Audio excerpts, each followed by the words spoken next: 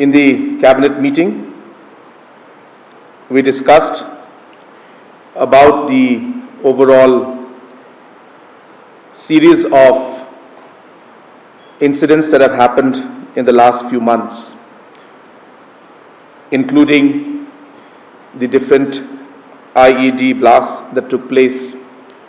in Jente Hills and the IED blast which led to the injury of one lady in Laimukra in Shillong also. We briefed the cabinet on the different aspects of the events that took place in the last 5 days and discussed also about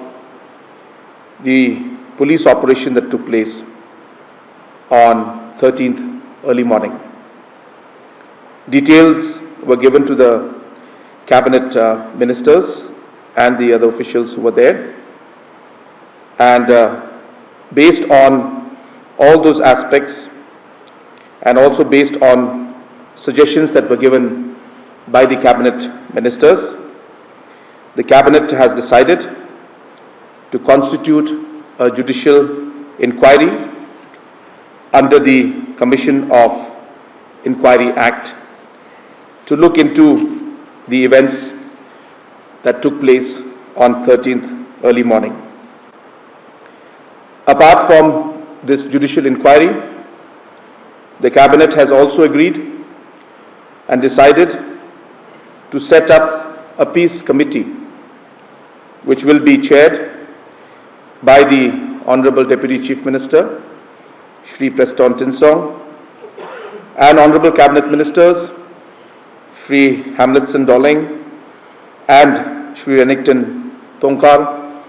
will be members of this committee, and this committee will co-opt other members from civil society, including religious organizations, the local headmen, the Sinjuk Kirang Bashnong, and all other civil society and members that the committee headed by Deputy Chief Minister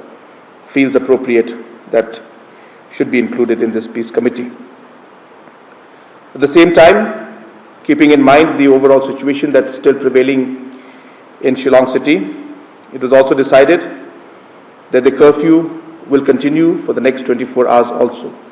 which means the curfew has been extended to Wednesday morning 5 a.m. and so will the internet services in terms of the mobile internet data services will also be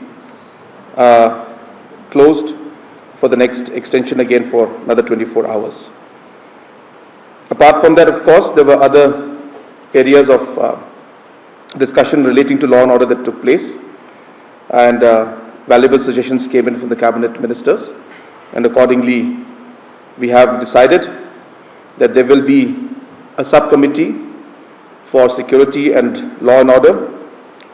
which will be headed by Chief Minister, and Deputy Chief Minister and Home Minister will also be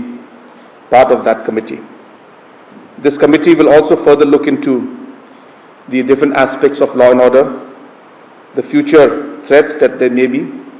at the same time look at overall strengthening and overall functioning of the police department as a whole. So these were the few decisions that were taken in the cabinet meeting that took place today.